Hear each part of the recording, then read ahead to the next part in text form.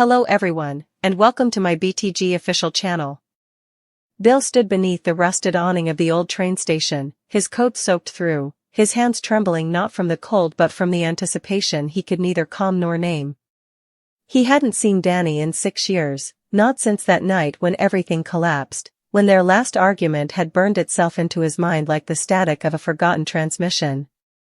Now, the sound of footsteps echoed through the hollow station, light and hesitant, and when she appeared through the mist, hair darker, eyes harder, yet undeniably her, time fractured for him. The past and present collided, memory and reality blurred, and the air around them thickened with all the words they'd never said. "You came," she said, voice half-breaking. Bill could only nod. He had come because of the dream, the same one that had been haunting him since the box reappeared, the box they had buried together behind the church, the one that was never supposed to return. She reached into her coat pocket and pulled it out now, the edges slick with rain and rot, the carved symbols faintly glowing like embers under ash. "It found me again," she whispered. "Just like before." Bill felt his stomach twist. The gate, the thing beyond the gate, had never really left them. They had thought sealing it, burning the tapes, and burying the key would be enough. But the thing had patience. It waited in corners, in mirrors, in the static hum of dead frequencies.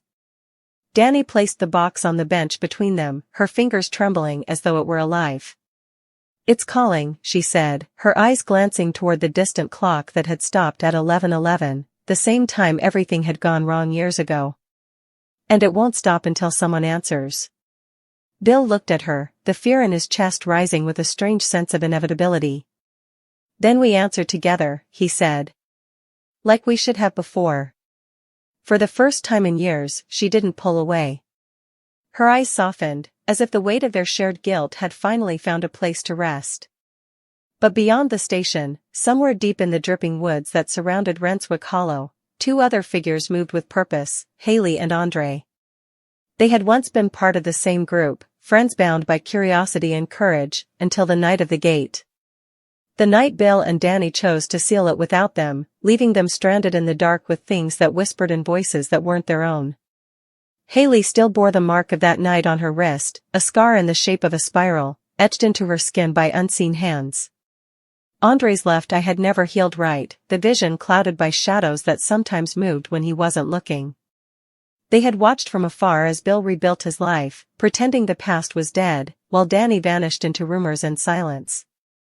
But when the rain came, when the dreams started again, the same voice murmuring, "It's time," they knew who to blame. Andre slammed his hand against the hood of the car as they stopped near the ridge overlooking the town.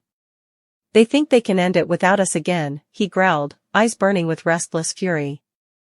Hayley sat quietly, her fingers tracing the scar, her voice low and cold. "They opened the gate," she said. "They woke it. And now it's calling us too.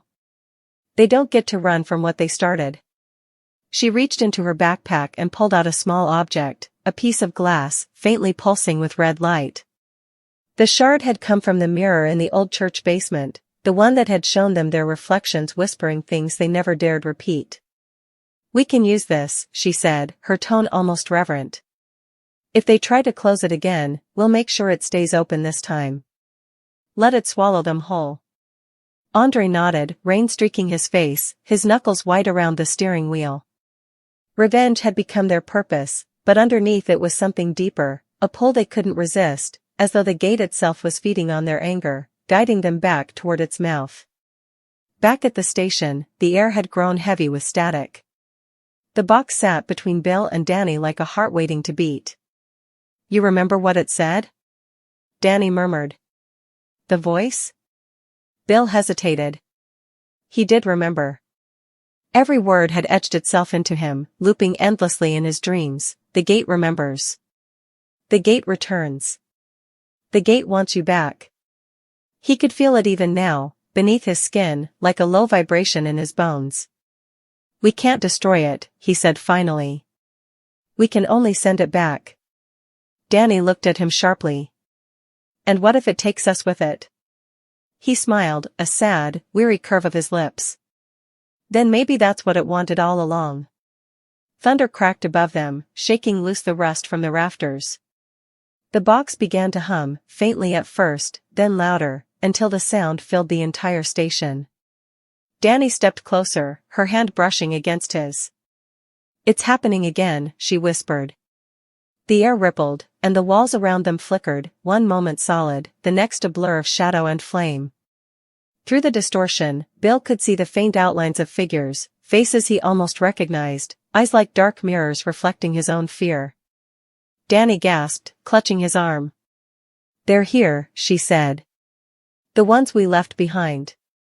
In the shifting haze, two shapes emerged, Hayley and Andre, their silhouettes sharp against the stuttering light. Dani's breath caught. "No," she whispered, backing away. "It can't be," but Andre stepped forward, his face twisted in rage and something else, sorrow. "You left us," he said, his voice carrying through the static like a curse. "You shut the gate and left us there to rot." Hayley followed, her eyes glowing faintly with that same red shimmer as the shard she carried. "We saw what was on the other side, Dani," she said softly. "It showed us everything. You can't close it now. You don't get to decide who gets out."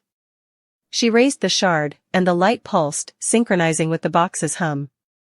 Bill stepped in front of Dani, his voice steady despite the storm roaring around them. "We didn't know what would happen. We tried to save you." Andre's laugh was hollow, broken. "Save us? You damned us." The air trembled, and the box cracked open with a shriek of metal and energy, spilling light that wasn't light at all, something viscous, crawling, alive. It coiled around their feet like mist, whispering in voices that came from beneath the earth. Dani screamed as the light surged upward, pulling at them, and in that moment, the gate began to open, not a door, not a portal, but a wound in reality itself.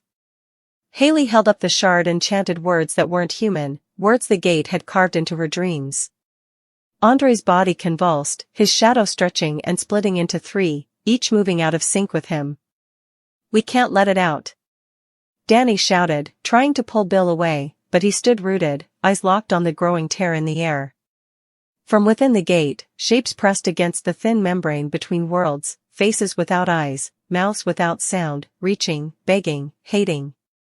"It's feeding on us," Bill said. "It wants the four of us together. It needs closure to open." Dani's realization hit her like a blade. "It's using them," she whispered. "Using their anger to break through." Bill turned to Hayley, desperation in his voice. "If we stop fighting, it loses power. Don't let it use you." But Hayley's face twisted, tears cutting through the grime on her cheeks. "You don't get to tell me what to feel," she spat.